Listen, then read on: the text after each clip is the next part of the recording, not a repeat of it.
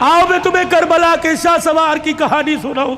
اے لوگوں، کمزوری کی وجہ سے میرا دل اجازت نہیں دیتا، ورنہ میں تمہیں دکھڑے فاطمہ سناؤں. اللہ اکبر. آخری وقت ہے سیدہ کا، آخری دن ہے دنیا سے جانے کا. حضرت علی نماز پڑھ کے تشریف لائے، دیکھا صبح صبح کام میں لگی پڑی ہے. سیدہ فاطمہ تو زہرا کا ہاتھ پکڑا. فاطمہ کیا کر رہی ہے؟ کہ علی مجھے آج ڈسٹرب نہ کر، مجھے آج روکنا، وقت بڑا تھوڑا، کام بڑا زیادہ ہے. تیرے کپڑے بھی دھو دوں، تیری روٹی بھی پکا دوں، رات کے برتن بھی دھو دوں، بچوں کا ناشتہ کروا دوں. ابھی تھوڑی دیر بعد روئیں گے، ان یتیموں کو ناشتہ کوئی نہیں پوچھے گا. ہر طریقے لگے خدا خیر کرے. فاطمہ کیا بات ہے؟ کوئی صحیح بات کر. کہ علی نماز پڑھ کر اشراق کی انتظار میں مصلی پہ بیٹھی اللہ اللہ کر رہی تھی. بیٹھے بیٹھے ہلتے ہلتے میری آنکھ لگی، مجھے اونگ آئی. خواب میں میرا ابا محمد مصطفیٰ آ گئے اور پوچھا بیٹی اللہ اکبر رات کیا کھایا تھا؟ میں نے مسکرا کے دکھا دیا. ابا تو رات کی بات کرتا ہے تو 3 دن سے پیٹ میں روٹی نہیں گئی. کہ میرے باپ نے میرا ہاتھ پکڑ کے بوسہ دیا اور کہا بیٹی آج روزہ رکھ لے، افطاری کے لیے دسترخوان بچھا کے تیرا باپ محمد بیٹھا ہوا ہے. حضرت علی کی آنکھیں برسنے لگ گئی. فاطمہ یہ تو بے وفائی ہوئی، تو نے تو زندگی کا ساتھ دینے کا وعدہ کیا تھا، دکھ درد میں ہمارے ساتھ رہی. آج بچوں کی جوانی کا وقت آیا، آج پھل کھانے کا موقع ہے. فاطمہ چھوڑ کے جا رہی ہے. ہسپتال میں امی پڑی ہے، ہسپتال میں ابو پڑے، پوچھ رہے امی چابی الماری کی کہاں رکھی ہے؟ ابو جان کا شناختی کارڈ کہاں رکھا ہے؟ اماں جو تجھے بیوہ ہونے کا پیپر ملا تھا جس میں پینشن ملتی تھی، اماں وہ کہاں رکھا ہے؟ واہ واہ محمدہ، کالی کملی والے کی صاحبزادی کا انتقال ہے. حضرت علی پاس آ کے بیٹھ گئے. فاطمہ اتنی جلدی چھوڑ کے نہ جا، علی برداشت نہیں کر سکے گا. کہ علی میرے پاس وقت کوئی نہیں، 3 باتیں میری سن لے.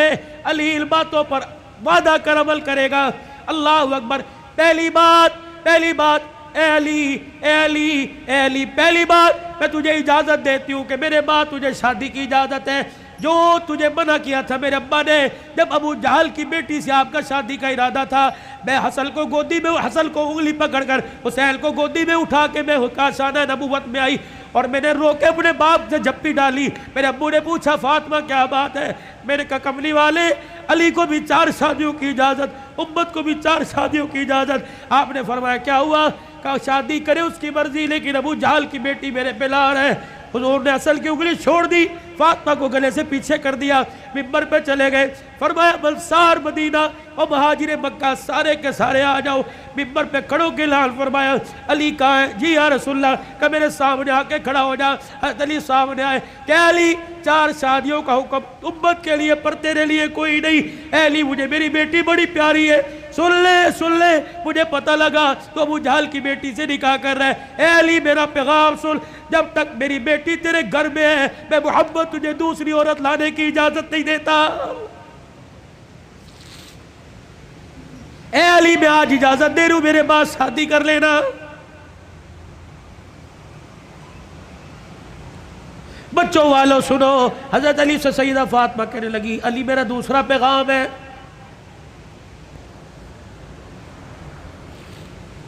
علی ایسی عورت سے شادی کرنا جو یتیموں کو، میری اولاد کو سنبھال سکے. علی میرے سے وعدہ کر.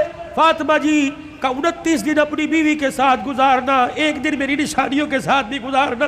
علی میں تجھے اجازت دیتی ہوں. 29 دن اپنی بیوی کے ساتھ سونا، 1 رات میرے بچوں کے ساتھ سونا اور ان کے سر پر ہاتھ رکھ کر انہیں گلے سے لگا کے پوچھنا اما فاطمہ تو یاد نہیں آ رہی؟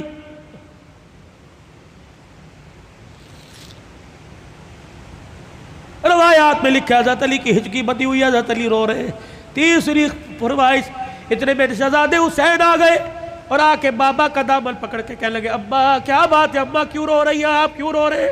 سیدہ نے اپنی کمزور سی آواز میں فرمایا جاؤ جاؤ میرے بچوں، نانے کے روزے پر میرا بھی سلام کہہ کے آؤ اور اپنا بھی سلام کہہ کے آؤ. اللہ اکبر. اماں سمجھی کہ تھوڑی دیر لگے گی، نانے سے بات کر کے آئیں گے. یہ پھدکتے اچھلتے دوڑتے ہانپتے کانپتے آئے اور اماں کے سینے پہ سر رکھ کے رونے لگ گئے اور کہنے لگے ابا کہاں جا رہی ہے؟ ابا کہاں جا رہی ہے؟ حضرت علی کہنے لگے بیٹے کیا ہوا؟ کہ نانے کے روزے پہ سلام کر کے بیٹھے تھے، نانے کے روزے سے آواز آئی جلدی کرو ماں کے پاس چلے جاؤ، قبر تو تمہیں بعد میں بھی نظر آئے گی، ماں چھپنے والی ہے، چہرہ قیامت تک نظر نہیں آئے گا۔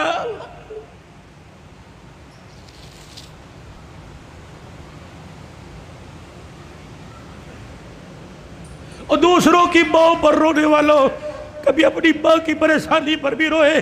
کیا آج سارا دن گزر گیا میں نے اپنی ماں کے پیر نہیں دبائے؟ کبھی روئے؟ 4 سال ہو گئے کبھی میں نے اپنے ماں کے ساتھ بیٹھ کے دکھایا؟ جو اللہ تھلاللہ میرے ساتھ ہوٹلنگ کرتا ہے کاش وہ پکاتا اپنی ماں کے پاس لے کے جاتا، اس کی پسند کا پھل، اس کی پسند کا کھانا لے کے جاتا، پھر تیری ماں ہاتھ اٹھاتی، عرش سے تیرے لیے رحمتوں کا دروازہ کھل جاتا۔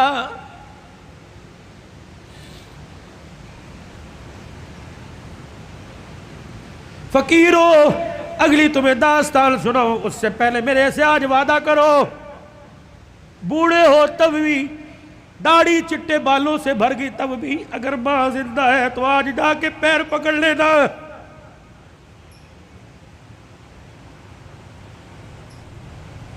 بولی بتی صاحب کہیں گے میری تو قبر میں چلی گئی، میں کس کے جا کے پیر پکڑوں؟ میرے کہا علی صاحب برابال ٹھیک ہے قبر میں چلی گئی، قبر تو تجھے یاد ہے، تجھے موقع ملے صبح فجر کے بعد ماں کی قبر کے پاس جا کے بیٹھ جانا، کہ تو چلی گئی، سکھ کی چادری اجڑ گئی، ابا اپنا ساتھ نہ چھوڑنا، لمبے و لمبے گاہے بگائے اللہ سے ہماری سفارش کر دینا، اللہ کے دربار میں تیری سفارش قبول ہوگی، دنیا میں ہمارے کام بنیں گے۔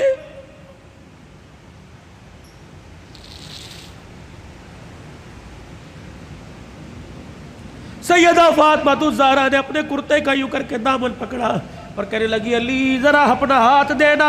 حضرت علی نے ہاتھ دیا اور اپنے کرتے کا دوسرا کونا پکڑا دیا، پھر سیدہ فاطمہ نے حضرت علی کے ہاتھ میں ہاتھ دیا، کہا علی ساری زندگی میں نے تیرے سے کچھ مانگا کہ نہیں مانگا؟ علی وہ وقت یاد ہے نا جب میں نے اللہ اکبر کہا اور تو وضو کر کے مسجد میں جا رہا تھا، میں دھڑام سے مصلی پہ گر گئی، سہارا دے کے مجھے اٹھا کے پوچھا کیا بات ہے؟ میں نے کہا علی 4 دل کی بھوکی ہوں، کھڑے ہونے کی ہمت ہی کوئی نہیں رہی۔ علی وہ وقت یاد ہے نا جب میرا باپ رات کے اندھیرے میں دروازہ کے بجا رہا تھا، میں نے کہا کون؟ کہ تیرا باپ محمد الرسول اللہ صلی اللہ علیہ وآلہ وسلم۔ میں نے عرض کیا ابو جان اکیلے ہو؟ کہ بیٹی کیوں؟ کہ اکیلے ہو تو اندر آ جاؤ، اگر ساتھ کوئی لے کے آئے ہو ابا جان اندر نہ آنا، پہلے اپنی چادر مجھے دو۔ حضور علیہ السلام نے ہاتھ دروازے سے اندر ڈال کے چادر دے دی، پھر فرمایا بیٹی کیا بات ہے؟ کہنے لگی ابا جان اس لیے روکا تھا آج تیری بیٹی کے پاس اتنا بھی کپڑا نہیں کہ اپنا بدن لپیٹ سکے۔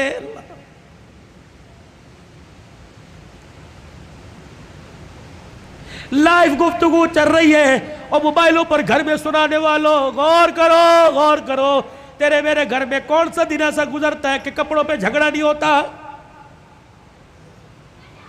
سیل لگی ہوئی ہے، ہمیں پیسے دے، کہاں سے لے کے آئے؟ کس کا خون چوڑ کے لے کے آئے؟ کہاں چوری کر کے آئے؟ کہاں راب پائی کر کے آئے؟ جتنی اس کی تنخواہ تھی اتنی لے کے آئے، باقی کہاں سے لے کے آئے؟ تیری سیل کے لیے لاکھوں گھر تباہ ہو گئے۔